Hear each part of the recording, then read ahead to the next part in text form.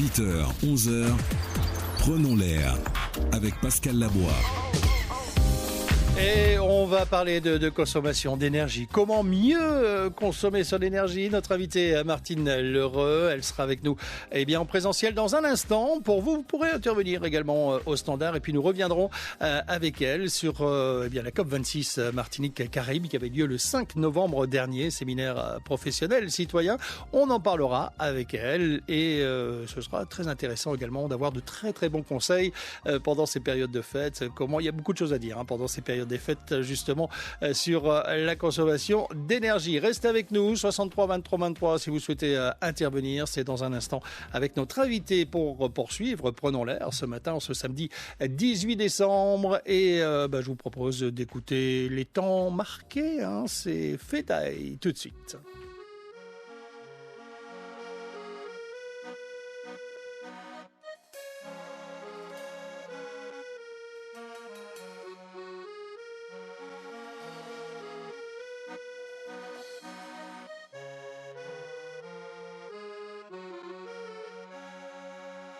Les temps marqués par nos prophètes, bientôt Seigneur, vont s'accomplir. Ne tardez pas, le ciel s'apprête, il n'attend que vous pour s'ouvrir. Ne tardez pas, le ciel s'apprête, il n'attend que vous pour s'ouvrir. Le péché règne sur la terre, partout on proscrit la vertu. Votre secours est nécessaire.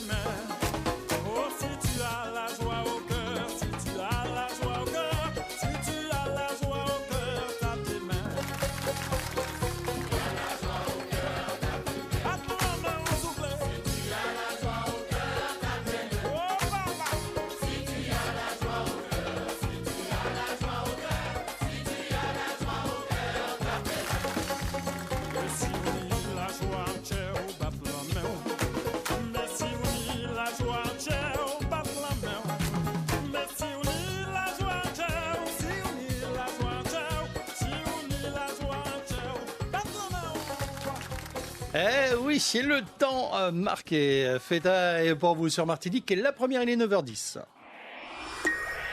8h, 11h, prenons l'air avec Pascal Labois.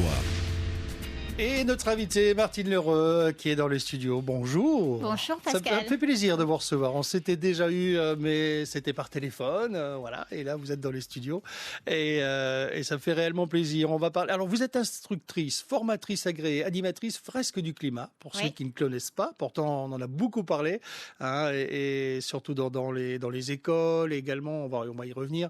Et vous êtes formateur d'ateliers Excellensis Partenaires. Oui. C'est ça. Alors, qui est Excellensis Partenaires exactement? Donc, Excellensis Partners, c'est une entreprise qui a pour objectif de faire de la conscientisation, de la sensibilisation aux enjeux climat, aux enjeux planétaires, de toutes les limites planétaires en fait, et donc leur impact sur nos organisations et nos entreprises, et également engagé dans une stratégie bas carbone et respectueuse du vivant. Voilà. On va revenir sur la COP26, hein, Martinique-Caraïbes. Ça avait lieu le 5 novembre. On en avait parlé dans l'une des émissions d'ailleurs. Et vous pouvez toujours retrouver cette émission, je vous le rappelle, sur le site Martinique la Première, rubrique radio. Et puis émission Prenons l'air. Vous retrouverez cette émission qu'on avait fait ensemble d'ailleurs, Martine. Et donc le 5 novembre dernier, séminaire professionnel citoyen qui avait pour objectif de la sensibilisation au climat et proposition de projets et d'actions. En Griavla, c'était au Robert. Hein, voilà. Alors, comment ça s'est passé, cette manifestation? Alors, déjà, c'était... Et les retours, bien sûr. Oui, c'est clair. C'était une manifestation magnifique, dans un lieu magnifique, hein, en Griavla, vous l'avez dit, qui nous a été prêté gracieusement par Émile Rosalie, qui en est le propriétaire. On avait un pari fou, celui de se dire, si on prenait 30 personnes, une trentaine de personnes, et on leur fait suivre une sorte de cheminement dans une journée. Donc ce cheminement, c'est composé de sensibilisation, donc par l'atelier de la fresque du climat, et pour ceux qui l'avaient déjà suivi, aller un peu plus loin par l'atelier 2 tonnes, qui est en fait un serious game sur qu'est-ce qu'on fait maintenant, tant en termes d'action collective qu'en termes d'action individuelle. Ensuite, on a passé un petit film de reliance qui est l'Overview Effect. L'Overview Effect, c'est un film en fait qui nous montre notre planète de haut, suspendue à l'univers, donc d'un satellite qui est situé à 1,5 million de kilomètres entre la Terre et le Soleil, et qui nous montre notre planète tourner et dans toute sa fragilité. Et de voir notre atmosphère ainsi fait mieux palper les choses. Ensuite, nous sommes allés dans de l'ancrage, donc l'après-midi. Nous avons d'ailleurs mangé un super repas végétarien. Végétarien pour montrer qu'avec nos produits, on pouvait faire de très belles choses. Et ça a été cuisiné par Jimmy Rosalie de Angriavla. Que l'on salue aussi. Exactement. Excellent cuisinier. Exactement. Excellent chef, excellent. Et donc, l'après-midi, nous avons démarré par un ancrage. Nous sommes revenus par ce qui se passait, ce que dit le GIEC, ce qui allait se passer à la COP26, hein, puisqu'on était en plein dedans, mais également ce qui se passe en Martinique et dans la Caraïbe, donc à travers des petites vidéos. Et ensuite, à travers une petite vidéo du documentaire Décolonisons l'écologie, une intervention de 4 minutes de Malcolm Ferdinand, qui est très engagé et qui nous explique avec brio comment relier tout ça à ce qui se passe, comment relier tout ça à nos monocultures, quels sont l'impact, quel est l'impact du système qui est mis en place dans nos îles, sur notre fonctionnement, sur nos modes de vie et comment tout cela se répète au niveau mondial. C'est très intéressant, son livre Écologie décoloniale, je vous le conseille, je ne sais pas si vous l'avez lu, oui, il est génial, et je pense que vous l'avez déjà reçu ici parce qu'il est brillantissime. Voilà, donc après cela, en fait, nous avons vu aussi un petit film sur les limites planétaires. Et ensuite, nous avons joué un simulateur qui est aux manettes, un simulateur en libre accès sur Internet qui est, voilà, nous sommes aux manettes de la politique française. Et nous devons agir sur 6 secteurs, donc le transport, la consommation, la vente de biens et services, les biens publics, enfin bref, l'énergie, la manière de transporter les choses, sur 6 secteurs. Et sur 6 secteurs, à chaque fois, il y a 6 thèmes. Et en fait, lorsqu'on les choisit, on voit directement l'impact sur les degrés. D'accord. Alors, qu'est-ce que ça a donné, ça? C'est Alors, intéressant. ça a donné que, alors, il me semble que les personnes présentes ont atteint collectivement donc un chiffre qui se situait vers les 1,7 degrés. Comme quoi, vous savez, les accords... En plus, c'est-à-dire que les accords de... Alors, je vous rappelle les accords de Paris. Oui. Les accords de Paris disent « Nous voudrions viser bien... Nous voudrions rester bien en dessous de 2 degrés tout en visant une augmentation de température d'1,5 degré. » Alors, je fais une toute petite parenthèse parce que c'est quand même difficile de manier ces chiffres-là, 1,5 degré, 2 degrés. Je voudrais vous dire qu'entre la dernière ère interglaciaire, donc un moment où, par exemple, l'Europe du Nord, elle était sous 3 km de glace. Les océans, ils étaient de 120 mètres plus bas qu'aujourd'hui. Donc, c'était la dernière ère interglaciaire de moins 22 000 à moins 16 000. Il faisait 5 degrés de différence entre cette ère et le début du XXe siècle. Donc 5 degrés de moins. 5 degrés de moins, voilà. Donc là, vous voyez, on parle déjà d'un réchauffement qu'on voudrait contenir au maximum à 1,5 degré. En fait, on est déjà à un réchauffement d'1,2 degré. Et vous avez vu les catastrophes qui commencent déjà à apparaître partout. Et on ne connaît pas encore ce qu'est un monde à 1,5 degré. Le GIEC nous dit qu'on le connaîtra entre 2030 et 2040. Donc le GIEC, le groupe intergouvernemental d'experts sur l'évolution du climat, qui fait un état de la science à un moment donné. Et ce groupe fait foi parce qu'en fait, il ramasse l'ensemble des études internationales qui existent sur le sujet. Pour leur dernier rapport, ils ont compilé plus de 40 000 études. Et en fait, sur leur groupe scientifique, sur l'état donc de la science, il y a un consensus, c'est-à-dire que le rapport est validé par tous les États. Donc tous les États sont en accord avec ce rapport et donc tous les experts qui sont liés à ces États. Et est-ce qu'on peut dire aujourd'hui qu'il y a un pays qui joue vraiment bien le jeu? Alors, qui joue le jeu, c'est une question très difficile. Ouais. Sur les pays, on peut dire une chose, on peut prendre le Bhoutan. Le Bhoutan, il est carbone négatif. Ok, c'est le seul. Il est carbone négatif parce qu'il a inscrit dans sa constitution une protection très forte de son environnement. Et ce, depuis très, très, très longtemps. Voilà. Maintenant, il y a des pays qui sont en dessous de 2 tonnes. Parce que 2 tonnes, en fait, alors vous voyez les accords de Paris dont je vous ai parlé, donc respecter 1,5 degré au grand maximum 2 degrés, mais 2 degrés, ce serait déjà beaucoup de catastrophes, faut le savoir. Ça implique, en fait, pour chaque citoyen, avoir une vie sobre qui consisterait à n'émettre que 2 tonnes de CO2 par an. Alors, c'est un chiffre, franchement, c'est difficile à calculer. Si vous ne le calculez pas avec des calculateurs, vous ne savez pas combien de tonnes. Et moi non plus, si un jour je ne l'avais pas calculé avec des calculateurs, il y en a plein de disponibles sur Internet, notamment par l'ADEME. On ne sait pas trop à combien c'est. Mais actuellement, un Français moyen est environ entre 10 et 12 tonnes. Ça a été calculé pour la Guadeloupe. Vous savez à combien on est? Sur une année. Une année. Une année par Français. Ok, un Français en moyenne émet 10 à 12 tonnes de par sa vie. Donc, sa consommation, son mode de transport, ce qu'il utilise en termes de numérique, sa manière de travailler, de vivre. Est-ce que vous savez pour un Guadeloupéen, alors je vais dire pour un Martiniquais parce qu'on a la même chose, mais l'étude a été faite en Guadeloupe. Donc, j'ai le chiffre de Guadeloupéen de 2019. On est à 16 tonnes 4. 16 tonnes 4 par personne. Alors, c'est lié à 2 choses. La première, c'est que nous avons une électricité qui est extrêmement carbonée. C'est-à-dire que notre électricité, elle provient du pétrole. Et vous savez, quand on brûle du pétrole, eh bien, il émet un gaz à effet de serre qui est le CO2 et donc qui part dans l'atmosphère. À chaque fois qu'on utilise de l'électricité, c'est de l'électricité du pétrole principalement. On a quand même quelques énergies renouvelables dans notre mix à travers les éoliennes, à travers la biomasse et à travers les panneaux solaires. Cette énergie, ce mix en fait représente 15% en termes d'utilisation.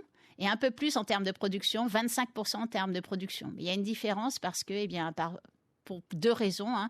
C'est que c'est une électricité en fait qu'on peut pas, c'est une différence de charge. C'est-à-dire qu'on peut pas vraiment bien stocker. Puis peut-être dans ces pics, c'est pas le moment où nous on a besoin de l'utiliser. Voilà, c'est bon, à peu près ça. Mais voilà, en fait, on retient on utilise à 85% du pétrole. D'accord. Rappelez-nous le chiffre. Ici, par personne. Donc, le chiffre, 16 tonnes 4. Et donc, il faudrait descendre à 2 tonnes.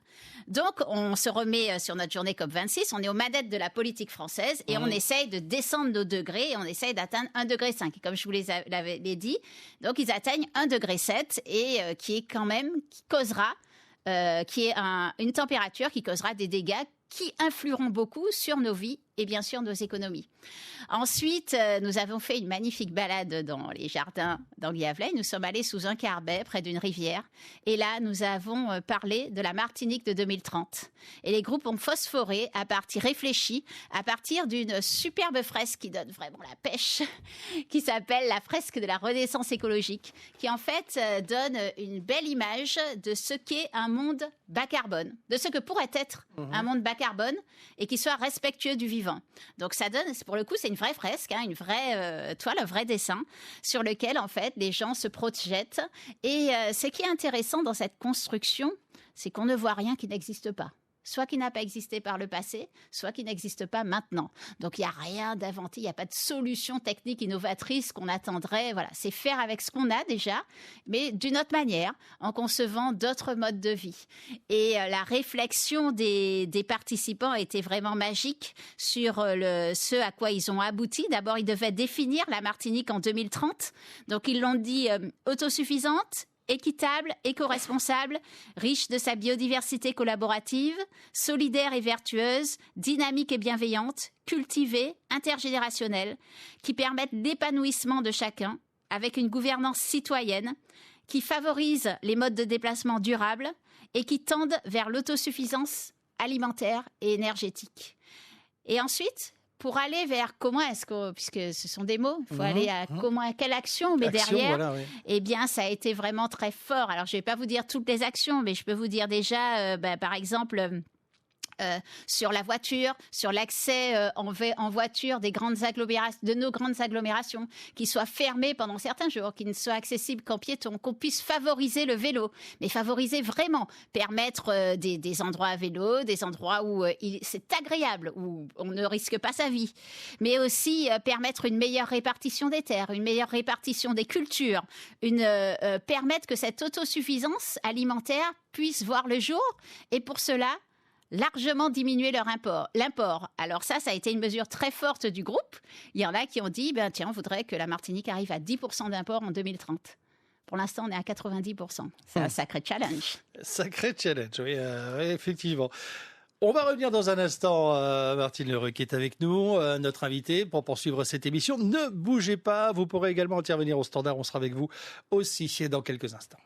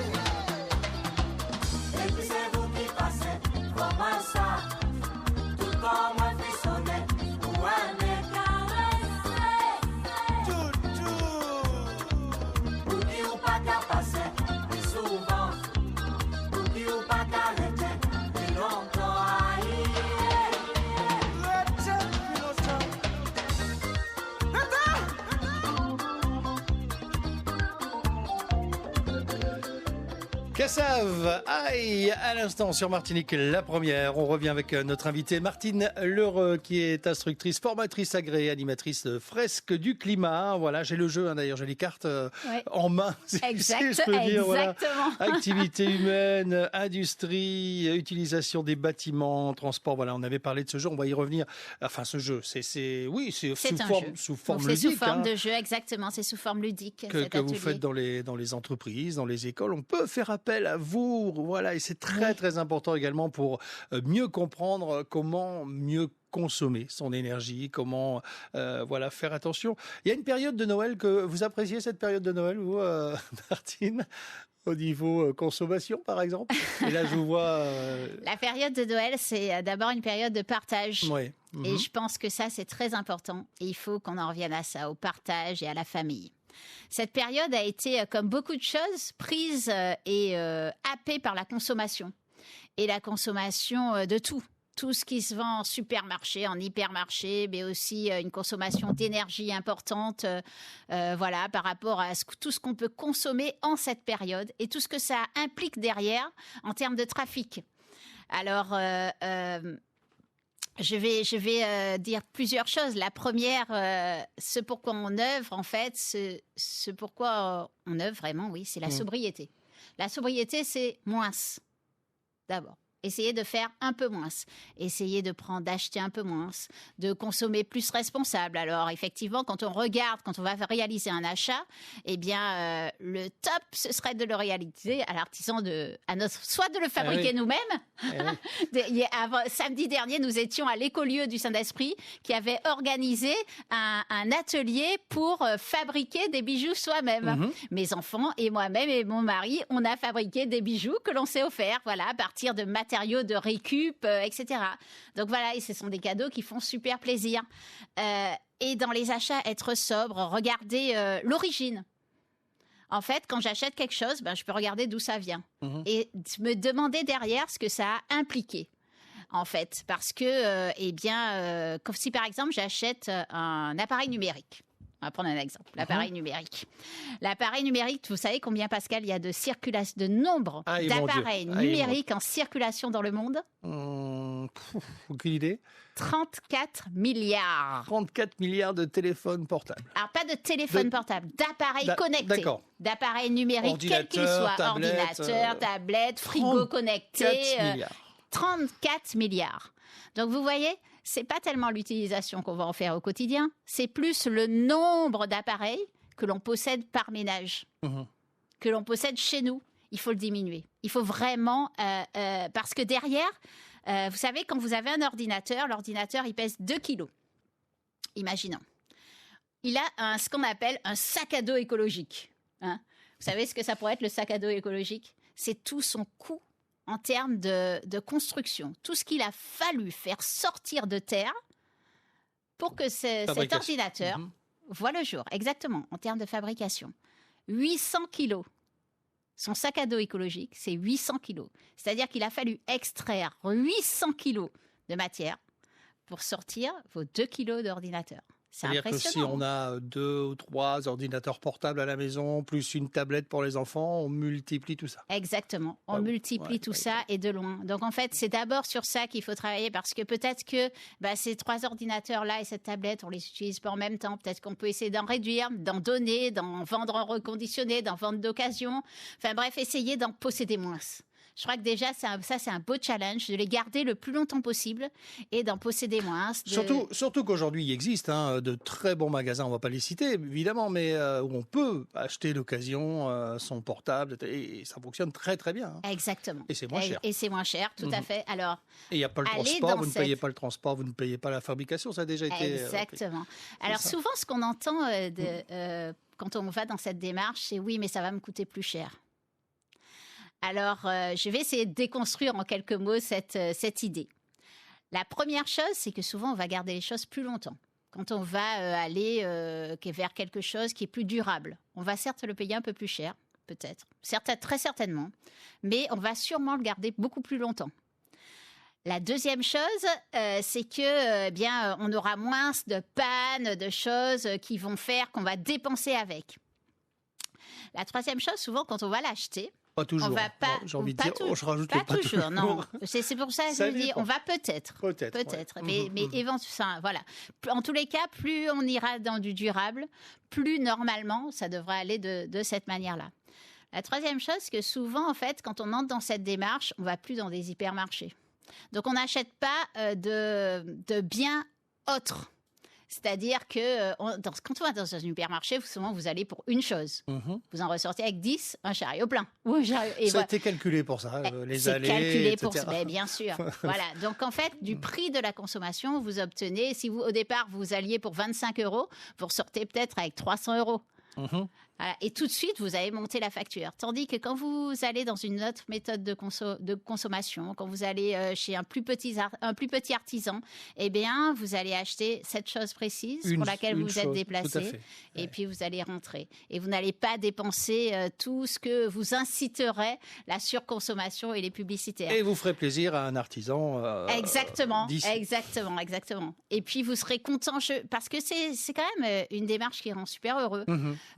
Moi, je vois ceux qui y rentrent, et bien au fur et à mesure qu'ils vont dans cela, et bien ils vivent mieux, ils vivent à un rythme plus doux, avec des choses plus entre guillemets essentielles.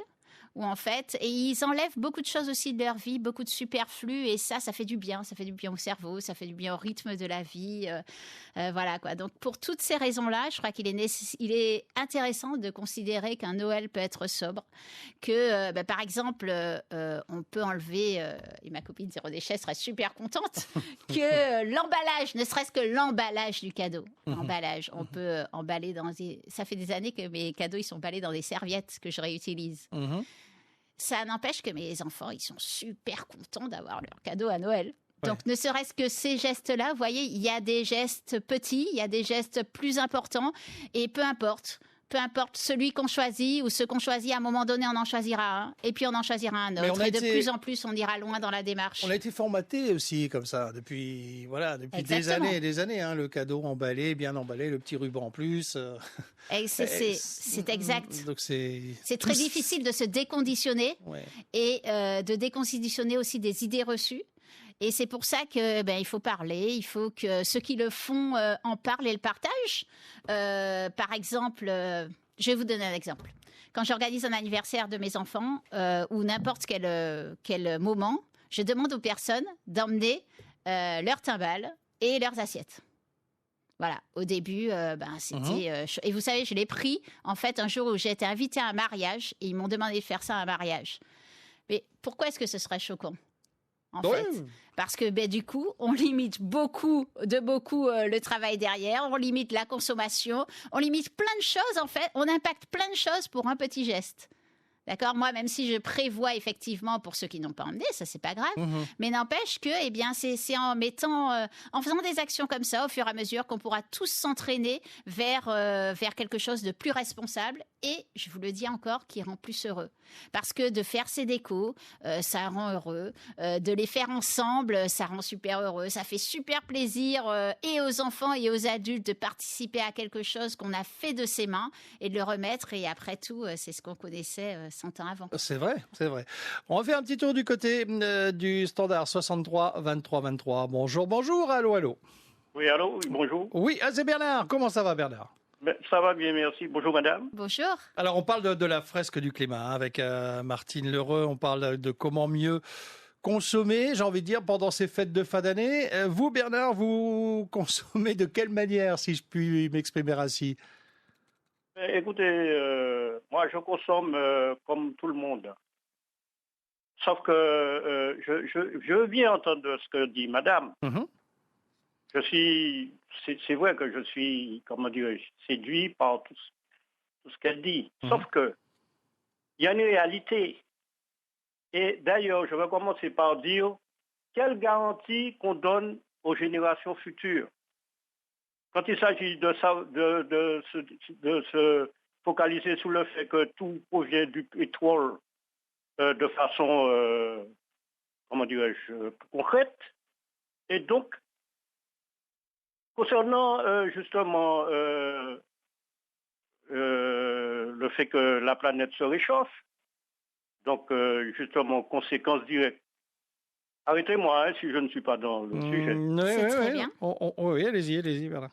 Non, je fais un développement et puis après vous allez réagir. Alors donc, elle a parlé du pétrole, des effets de serre, et donc moi, je vais me pointer du doigt tout ce qui est industriel. Il y a deux grandes puissances, comme nous disent effectivement les spécialistes, qui ne sont pas ni d'accord ni prêts à faire un effort. Donc, je vais les citer, la Chine et les États-Unis, qui produisent énormément et qui a pour conséquence des effets de serre, qu'on connaît qu'il y a eu déjà comme conséquence tout ce qu'on connaît, la fonte des glaciers, etc., l'élévation de la mer, etc. et tout. Des pays qui n'ont jamais connu des périodes de chaleur aussi exponentielles comme la Russie, par exemple. Moi, je suis bien obligé de parler de ça. Alors maintenant, s'il faut changer notre mode de consommation, effectivement, comme disait la dame, je vais bien croire. Mais moi, je vous dis très sincèrement qu'il y a du travail derrière ça. Il y a un pays comme la Suède qui essaie de faire un effort. Parce que bon, moi, je sais par rapport au fait que je me suis informé. Et donc, je crois que le combat, il appartient à tout le monde de le faire. Mais quand vous avez des grandes puissances, effectivement, qui amènent, effectivement, et puis je n'ai même pas parlé de typhons, de cyclones beaucoup plus dévastateurs, effectivement, comme ça s'est produit tout récemment en Philippines. Alors donc, tout ça pour dire que je vais bien y croire, mais je suis très, très pessimiste. Dans l'avenir, s'il faut parler de 2030 ou 2050, mais la question que je pose, et je la repose, quelle garantie nous donnons aux générations futures sur cette planète Terre qui nous est si chère? Voilà ce que je voulais dire. Très bien, Bernard. C'est très, très bien. Alors, excellente Martine, question, Pascal. Excellente remarque, parce que on l'a tout le temps. Et avant de poursuivre, on avait la même chose également sur les réseaux sociaux. Oui. On a Marbarts qui nous dit d'éviter la concurrence déloyale, d'acheter les produits venant de Chine, de Turquie, ce que disait à l'instant Bernard, de Russie également, qui ne respecte aucune règle environnementale. Bon, voilà, ça c'est un autre problème, mais ça rejoint... C'est exactement ce qu'il dit, c'est vrai. Et ce qu'il dit, en fait, on l'a souvent comme remarque à la fin d'une fresque ou par de conférences. Surtout, pas tellement à la fin d'une fresque, mais surtout à la fin de conférences. En fait, donc ce qu'il dit, si je résume, c'est de dire, oui, mais la Chine et les États-Unis sont très émetteurs, sont des pays très émetteurs et ne sont pas prêts à émettre des règles pour moins s'émettre. Alors, je vais dire trois choses par rapport à ça. La première, c'est que effectivement, il a raison. La Chine et les États-Unis sont très émetteurs. Ils vendent des produits principalement aux Européens. Pour les Chinois, principalement aux Européens et aux Américains.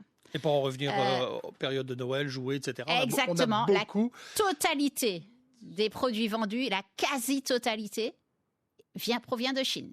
D'ailleurs, ils ont changé maintenant, c'est RPC depuis quelques années, vous voyez, Made in RPC. Et les entreprises On font peut se demander fabriquer là-bas. Exactement, parce que les entreprises, pour la plupart, font fabriquer là-bas, exactement. Donc en fait, une bonne partie de leurs émissions, c'est quand même pour la consommation européenne et des pays les plus riches. Pareil pour les États-Unis, une partie aussi, les États-Unis, c'est double. Une partie de leur consommation est propre et répandue dans le monde entier aussi, et aussi répandue dans le monde entier. Ça, c'est la première des choses. La deuxième des choses, c'est qu'on peut plus se dire, non mais c'est pas nous, ce sont les autres. Alors pour ça, je vais vous donner une étude qui a été menée par le Shift Project. Donc le Shift Project et le cabinet Carbone 4. Le Shift Project, c'est un think tank de décarbonation de l'économie qui est mené par Jean-Marc Jancovici. En fait, cette étude, elle nous dit que entre le citoyen, qu'il y a trois parties, le citoyen, les entreprises, le citoyen consommateur, les entreprises et l'État. Mais je rappelle qu'un citoyen, quand même, il se retrouve à la fois dans le consommateur, à la fois dans les entreprises et à la fois dans l'État. On est tous des citoyens. OK ? Il y a donc ces trois parties. La consommation, en fait, pour le consommateur, on pourrait agir entre 20 et 40% de notre empreinte carbone. Alors, pourquoi cette fourchette ? Entre 20 et 25% si, on n'est que quelques-uns à le faire. Mais si on arrive par des méthodes comme, par exemple, la fresque du climat ou, par exemple, l'émission que vous faites aujourd'hui, à entraîner d'autres personnes à le faire, on pourrait, au fur et à mesure, monter et atteindre ces 40%. Ensuite, c'est les entreprises et l'État qui se tiennent de par leurs choix stratégiques, leur mode de production, leur lobby aussi, leur influence, tant d'un côté que de l'autre.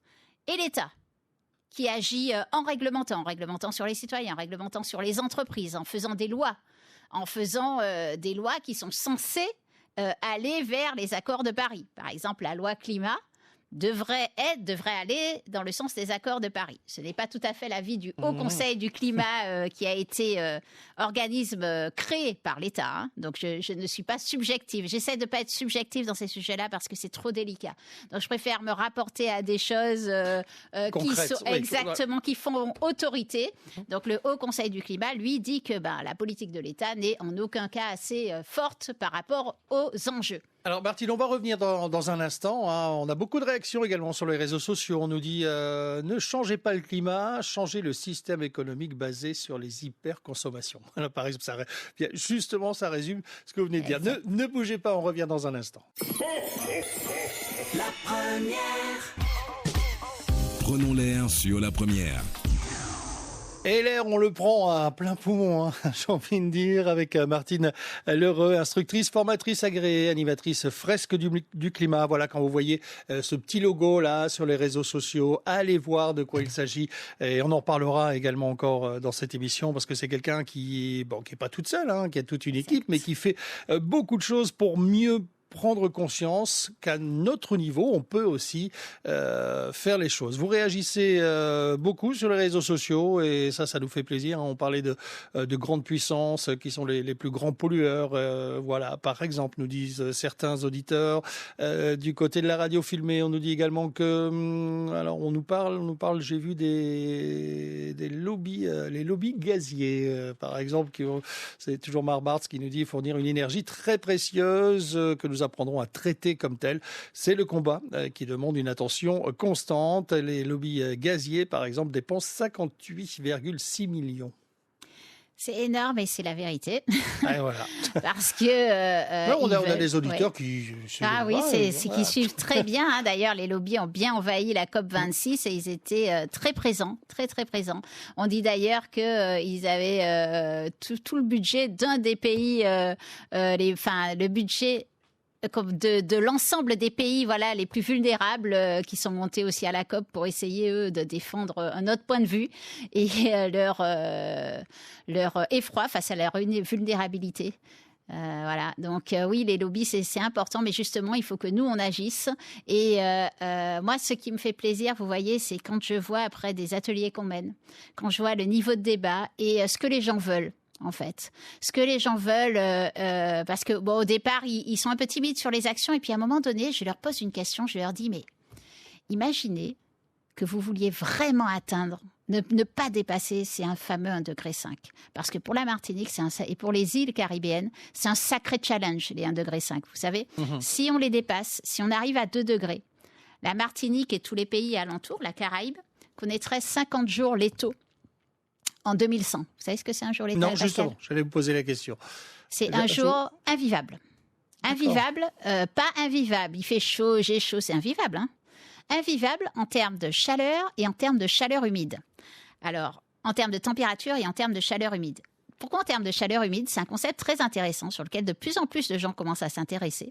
Vous savez, notre corps humain, il fait des échanges gazeux entre l'atmosphère et nous. Et c'est la transpiration et c'est ce qui nous permet de vivre.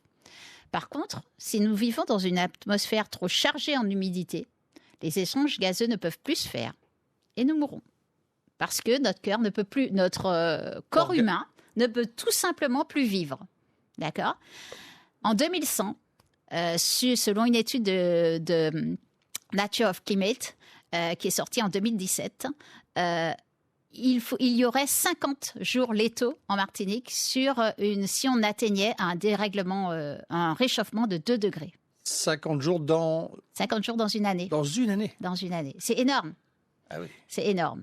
Et si je vous montre, je vous enverrai cette carte. Si je vous la montre, c'est vraiment une carte qui est horrible parce que si on continue sur la même voie, par exemple, là, nous sommes sur une voie qui emmènerait à un dérèglement entre 2,7 et 3 degrés. Eh bien, ça ne fait qu'augmenter pour nous. Donc, vous voyez, c'est quelque chose dont on devrait se saisir. Et parce que 2100, mes enfants n'auront peut-être pas l'âge de nos politiques actuelles qui sont en poste. Donc, c'est pas si loin que ça que de 2100. Donc, vraiment, ce sont des alertes et nous devons nous en saisir pour envisager et pour agir vraiment. Et pour agir déjà, maintenant, à notre échelle, parce que bien sûr, on peut agir nous, on peut entraîner des gens dans l'action. Et voilà, quoi, c'est ce que nous, on cherche à faire, entraîner des gens dans l'action pour être de plus en plus nombreux dans l'action. Vous savez, la fresque du climat, c'est un mouvement national qui connaît aussi une exponentielle. Là, on a déjà réalisé 270 000 ateliers. Donc, on espère arriver fin décembre à 300 000. 300 000 personnes sensibilisées. 300 000 personnes sensibilisées sur des ateliers de 3 heures.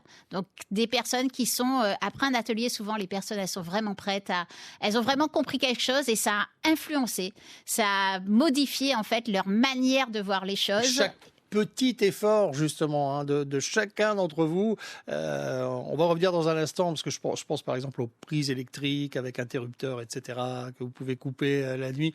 On va en parler, ça aussi, dans un instant. Ça fait partie de ce que l'on consomme, justement, pendant ces périodes de fête. Et je voudrais qu'on retourne au standard. On a qui au bout du fil? Allô? Oui, bonjour. Bonjour, le prénom c'est? Non, c'était pas pour ça, j'ai appelé. Alors, restez en ligne, on va revenir vers vous à ce moment-là dans un instant.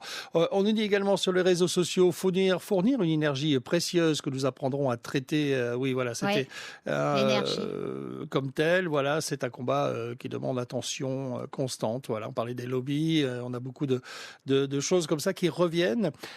Donc, qu'est-ce qu'on peut faire à notre niveau, alors? Quelles sont les petites choses très simples, sans trop nous perturber pour le moment, je vais dire. Et c'est vrai qu'il en existe. Quelles sont-elles? Vous savez, la première des choses, c'est essayer de comprendre ce qui se passe. D'accord? Et pour ça, c'est suivre un atelier de sensibilisation, c'est le mieux. Franchement, la fresque du climat, elle est super pour ça parce que c'est un bon atelier ludique qui permet une belle prise de conscience. Je dirais que c'est la première chose. Et ensuite, c'est vraiment chacun qui va décider selon son empreinte pour en fait agir. Mais je vais vous dire ce qui est le plus marquant, ce qui permet d'agir le plus fort, c'est à notre niveau. D'abord, l'alimentation. Avoir une alimentation qui est moins basée sur de la viande industrielle, et notamment sur des bovins. Vous savez pourquoi ? parce que les bovins, en fait, pour nourrir les vaches, on déforeste. À 80%, on déforeste pour de l'agriculture.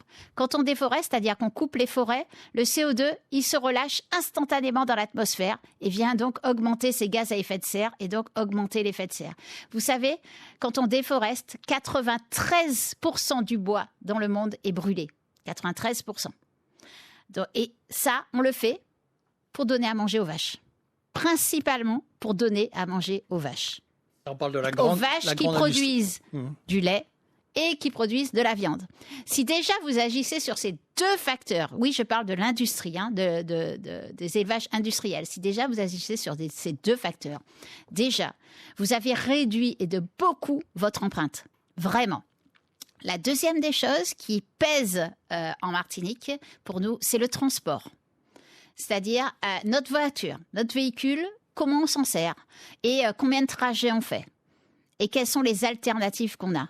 À chaque fois qu'on prend notre voiture, c'est un des éléments qui pèse le plus sur notre empreinte. C'est trouver autre chose. Et pour ça, il faut qu'on soit aidé. Il faut qu'on soit aidé des entreprises et des collectivités. Par exemple, les entreprises pourraient mettre en place des mesures qui favorisent le covoiturage. Mais concrètement, par exemple, je sais pas, moi je dis donner une prime à ceux qui covoiturent, par exemple. On voit qu'il y a un véritable impact si on passe de une personne à 3 ou 4 personnes dans une voiture. Il y a un véritable impact. Et là, on ne change rien. On ne change rien dans le mode de vie. Et l'impact le plus important sur l'environnement, sur l'écologie, Martine, c'était aussi au premier confinement. On en a parlé. Ah oui, tout à fait. Alors là, la baisse a été... La baisse a été de 5%. C'est ce qu'il faudrait. C'est ce qu'en 2020, quand on regardait les choses en 2020, il fallait baisser de 5% par an. Donc, il y a 3 moments où on l'a atteint. Le premier confinement, Deuxième Guerre mondiale et krach boursier. Vous voyez, ce sont quand même des moments très contraints. Mais autour de moi, je connais des personnes qui ont diminué de plus que ça leur empreinte. Mais pas de manière contrainte, de manière volontaire. Et si on agit déjà sur notre alimentation, et en Martinique, on a quand même des solutions. Mais oui, on a plein de solutions. On a une chance incroyable d'avoir... Il y a des marchés excellents, comme le Mana, bien on en sûr, parle régulièrement. Il y a des marchés excellents. Et puis nous, on peut faire aussi, on peut avoir chez nous, pour ceux ou dans des jardins partagés. Il y a des jardins partagés qui sont organisés Absolument. Pour ceux qui ne le peuvent pas. Parce que quand je dis nous, on peut avoir, vous savez, il y a un rapport du CIRAD qui est excellent. Et sur l'agriculture, et qui montre, en fait, où c'est écrit noir sur blanc, qu'en fait, l'urbanisme a été organisé de telle manière que, eh bien, il y a moins de possibilités pour les personnes d'avoir un jardin et de permettre l'autosuffisance alimentaire. Donc, vous voyez, les choses, elles viennent de loin et elles viennent très profondément. Et les crises qui ressortent actuellement et qui sont ressorties récemment. Et vous savez, est-ce que vous me permettez de parler 2 minutes de ce qui est ressorti récemment ? Allons-y. Il y a deux pôles dans ce qui est ressorti récemment. Il y a un pôle très profond et puis il y a un pôle qui est très commun aux crises habituelles. La hausse des coûts de l'énergie, la hausse des coûts des matières premières, la hausse de la précarité due à la fois au Covid, mais aussi qui commence un peu à être due au dérèglement climatique chez nous, parce qu'on a beaucoup de gens des personnes qui s'en sortent aussi par l'agriculture rapide, celles qui ramènent une monnaie, la vente de laitue, la vente, je prendrais de ramboutons, la vente de petites choses comme ça, qui ont moins se poussé, qui ont moins bien, qui n'ont pas permis cette circulation de monnaie et en plus, bien sûr, de tous les métiers empêchés par le Covid. Ces 3 éléments-là, et si vous tapez sur le net « crise de l'énergie », vous allez voir dans tous les pays, effectivement, ça a flambé, la crise des matières premières aussi, et c'est impactant. Et en fait, on n'en sort pas, on n'en est pas sorti de ça, on n'en est pas du tout sorti. Donc par contre, on peut avoir de la résilience par le fait de cultiver nous-mêmes et voilà, d'imaginer peut-être un monde meilleur. Un des sénégalistes a dit, on bloque le port parce qu'on voudrait moins d'apports commerciaux, moins d'apports d'import en fait, moins d'import dans notre alimentation parce que c'est mauvais pour le climat et c'est mauvais pour notre santé. Bien, je crois que oui. Et en plus, je rajouterais que ça rend heureux, quoi. Vraiment, c'est ce que j'aurais aimé communiquer, c'est que de prendre conscience, d'agir autrement dans notre consommation, ça rend vraiment heureux de le faire. Et donc, on en revient à acheter local. Exactement. Voilà, acheter local, on n'arrête pas de le dire. Acheter près de chez nous, produire, prendre le temps. Prenez le temps. Et même pour prendre le temps. même pour vos cadeaux, il existe des magasins d'occasion où voilà, vous Exactement. trouverez les choses très très intéressantes. On en est persuadé. On nous parle aussi de débrancher les chargeurs, par exemple la Ah oui, nuit, exact, alors. Oui. qui sont branchés inutilement, de débrancher peut-être la Wi-Fi le soir. Alors, il y a tous ces gestes-là qui sont importants. Et je vais vous citer une des petites phrases Alors, que m'a dit... on a une minute. Allez-y, on a une minute. Que m'a dit un participant à ma journée COP26 citoyenne. Martine, j'ai compris une chose, c'est que ces petits gestes-là sont chouettes, mais ils ne sont pas à la hauteur de ce qu'on se doit faire. Et par contre, cette journée-là m'a permis de comprendre ce qui est à la hauteur de ce qu'on doit faire. Donc oui, on doit le faire, bien sûr, et plus mieux on le fait, mieux on se portera. Mais il faut vraiment s'investir dans une démarche plus profonde et qui agisse plus fort sur notre mode de vie, nos émissions et la manière dont on veut agir et respecter le vivant, respecter les autres êtres humains. Merci Martine Lereux. Un numéro de téléphone où on peut retrouver la fresque du climat peut-être. Donc 06 96 71 03 03. 71 03 03. Vous pourrez en discuter davantage avec Martine justement. Avec grand La plaisir. recevoir également dans votre établissement, à l'école, Dans vos entreprises aussi. dans les entreprises. Voilà, elle pourra vous expliquer sous forme de jeu ludique tout à fait extraordinaire J'ai d'ailleurs. déjà fait plus de 120 ateliers. Pascal. 120 ateliers. Et on n'en repart pas. Voilà, lorsqu'on les On a ne fait, on se repart dit, pas inchangé. on garde un petit truc. Et ce petit truc-là, justement, peut faire la différence tous ensemble. Construire un autre modèle d'humanité. Voilà, ce qui est, voilà, il faut y penser. En tout cas, il faut penser à un moindre, petit truc. On n'a pas parlé des guirlandes. On aurait pu, parce Oui, que c'est là, vrai. On en a un peu parlé quand même. on en a un peu parlé. On pense Oui. acheter des Mais LED, elles tout viennent ça. de Chine, non? Je sais pas du tout. Elles sont arrivées là du jour au lendemain. Je ne sais pas du tout, mais c'est vrai que Soyez heureux pendant les fêtes de Noël. Je crois que ça, c'est important. Mais